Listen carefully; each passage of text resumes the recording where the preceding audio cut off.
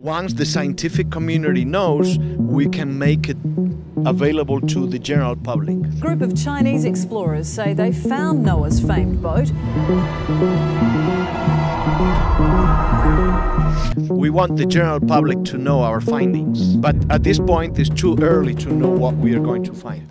Sur le mont Ararat, dans l'est de la Turquie, se trouve une anomalie déconcertante, une caractéristique qui, selon un chercheur, pourrait avoir des proportions bibliques. Les images capturées par des avions, des satellites de collecte de renseignements et des engins spatiaux commerciaux de télédétection alimentent un examen approfondi de cette curieuse anomalie qui a suscité beaucoup d'attention.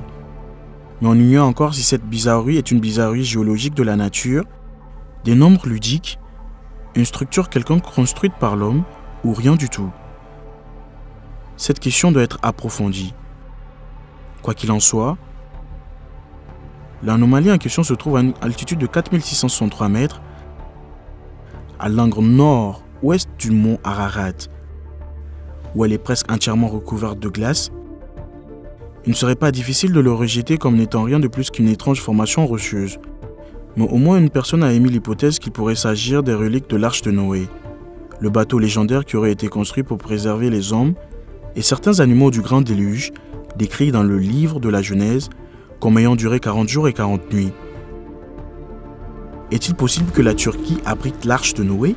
Dans la vidéo d'aujourd'hui, nous nous plongeons dans les dossiers top secrets de la CIA pour découvrir la surprenante vérité qui se cache derrière cette révélation. Ce n'est pas un secret que la CIA a entrepris plusieurs expériences, dont beaucoup ont été rendues publiques via divers réseaux et canaux. Les scientifiques et les chercheurs sont connus pour repousser les limites du raisonnement éthique dans leur quête de connaissances.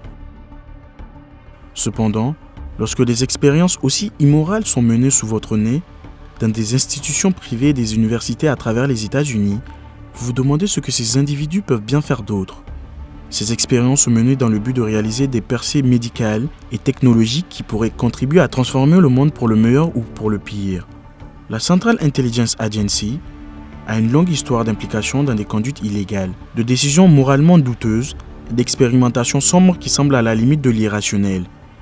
Quelle que soit leur activité, il semble que pratiquement chaque nouveau document déclassifié mette au jour des expériences de plus en plus impossibles à expliquer, voire à justifier, qui continuent d'exposer jusqu'où la CIA est prête à aller ou à obtenir des renseignements. L'un de leurs dossiers révèle que l'organisation gouvernementale américaine s'intéresse à l'énigmatique anomalie qui entoure le mont Ararat. Cela s'est produit lorsqu'un avion espion a photographié une plaque de glace sur le sommet. Elle a été découverte lors d'un survol par l'armée de l'air américaine en 1949 et a été classée secret défense à l'époque. La CIA a continué d'enquêter sur cette anomalie au cours des années suivantes, certains documents indiquant qu'elle n'était pas en mesure de déterminer ce qu'était l'objet. Ce document, intitulé l'Arche de Noé du mont Ararat, démontre que la Central Intelligence Agency a bel et bien effectué des recherches sur le bâtiment et s'est demandé s'il s'agissait ou non de la preuve irréfutable de la véracité de la Bible. Des documents ont révélé que la CIA disposait d'un dossier substantiel sur l'anomalie d'Ararat et que d'innombrables images ont été prises ou classées top secret sur une période de 20 ans. Le professeur Porcher Tyler a obtenu ces documents en 2006 après avoir soumis une demande au titre de la loi sur la liberté d'information. Porcher Tyler, professeur associé d'études parajuridiques à l'école d'études permanentes de l'Université de Richmond, en Virginie, recherche l'anomalie d'Ararat depuis 13 ans. Tyler a travaillé comme analyste de la sécurité nationale pendant près de 30 ans, dont 5 ans en tant qu'associé principal au Center for Strategic and International Studies à Washington, D.C. J'ai trouvé un nouvel optimisme. En ce qui concerne ma pression continue pour que la communauté du renseignement déclassifie certaines des images du type plus définitif, a déclaré Tyler aux médias. Je l'appelle mon projet d'archéologie par satellite, car je crois qu'il s'agit des restes d'un objet fabriqué par l'homme et potentiellement nautique, alors il s'agit potentiellement d'un objet aux proportions bibliques. L'objectif de Tyler est simple, combiner ces images pour rendre l'anomalie d'Ararat visible au public, ainsi qu'aux yeux avisés et des passionnés des scientifiques, des analystes d'images et d'autres experts. Pendant ce temps, Tyler dispose d'un réseau d'experts en constante expansion pour l'aider à comprendre ce qui se passe avec l'anomalie. Par exemple, l'analyste en imagerie satellitaire Rod Franz a examiné les images de l'anomalie d'Ararat fournies par Tyler et a effectué une étude supplémentaire de la zone. Directeur de la formation de l'entreprise, M. Franz a affiné ses talents d'analyste en imagerie du renseignement militaire pendant près de 25 ans. Les mêmes techniques logicielles utilisées pour l'analyse de données de télédétection gouvernementale et commerciales ont été utilisées pour l'évaluation de l'anomalie, selon M. Franz. Les distances au sol et les échelles de l'anomalie ont été déterminées. Selon lui, le logiciel peut également modifier la luminosité, la brume, la netteté, le contraste et d'autres aspects de la région d'intérêt. En plus de nombreuses autres fonctions de manipulation d'image, j'ai également utilisé la fonction de pseudo-couleur pour essayer de déterminer si je pouvais détecter quelque chose sous la glace et la neige. A expliqué M. Franz. Selon Franz, la face de l'anomalie mesurait 309 mètres de large. J'ai également constaté que la forme de l'anomalie semblerait s'inscrire dans un cercle. Je ne suis pas sûr de ce que cela signifie, le cas échéant, mais je trouve cela curieux. Compte tenu de cette longueur, l'anomalie éclipse le Titanic et le Bismarck et équivaut à la taille du plus grand porte-avions actuel, selon M. Tyler. Cette enquête semble remettre en question le fait que l'anomalie soit un navire en bois. Et elle soulève une question importante. La Central Intelligence Agency, quant à elle, a déclaré que l'anomalie n'avait aucun intérêt et que les gens devaient se fier à ce commentaire, selon lequel tout ce qu'elle révèle est de la glace glaciaire au-dessus de la glace et de la neige produite plus récemment. Cependant, tout le monde n'accepte pas leurs commentaires, affirmant qu'ils n'ont pas l'habitude de dire la vérité. Après qu'un certain nombre de chercheurs se soient manifestés ces dernières années pour fournir des preuves à l'appui de la croyance que l'arche de Noé et un déluge ont réellement eu lieu. L'histoire de l'arche de Noé est une histoire que beaucoup d'entre nous ont déjà entendue. Elle raconte l'histoire de Noé, qui a été chargé de construire un grand bateau et d'y placer des espèces d'animaux du monde entier après que le monde a été dévasté par un déluge. Il est fascinant de constater que, ces dernières années, quelques chercheurs ont affirmé qu'il y a eu en fait une inondation catastrophique à un moment donné de l'histoire.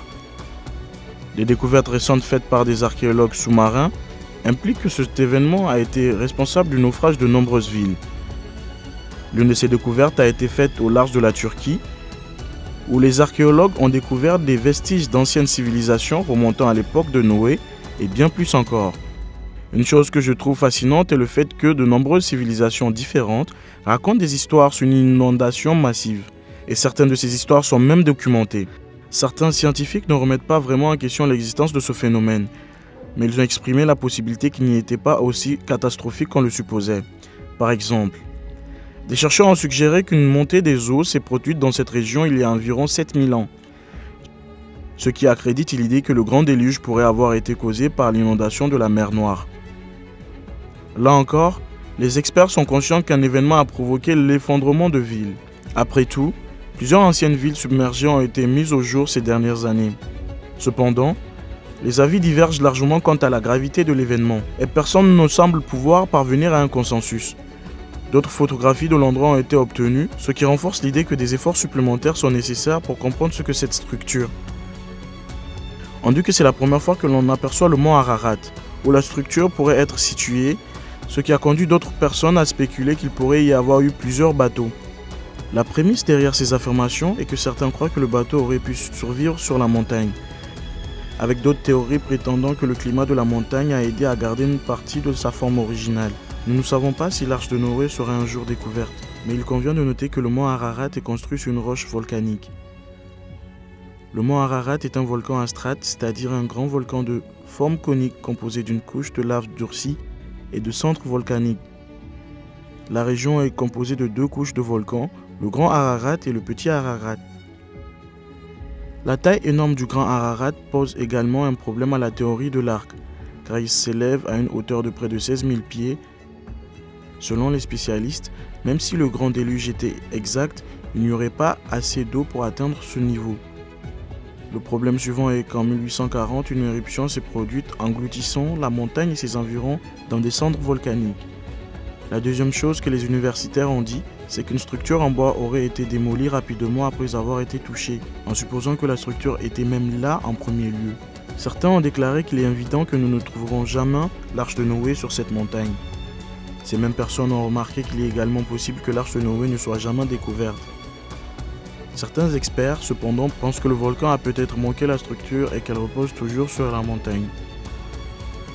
Une équipe de chercheurs s'est même manifestée, affirmant avoir découvert une preuve substantielle de la construction sous la forme de bois découvert à l'intérieur de l'anomalie. Ils affirment qu'il s'agit d'un élément de la structure originale et que cela prouve que l'histoire est vraie. Une équipe de 15 personnes a déterré le bois et ils affirment que la datation au radiocarbone a confirmé que le bois a plus de 4800 ans. Il y a une certaine conclusion à ce jeu, c'est-à-dire la vérité sur le terrain. Et M. Taylor espère que les résultats de ces recherches inciteront une expédition de haut niveau dans la région. C'est ce que c'est, a-t-il expliqué. Mais pour l'instant, la télédétection par satellite permettant de mener des fouilles archéologiques depuis l'orbite suffira. Faites-nous savoir ce que vous en pensez dans la section des commentaires.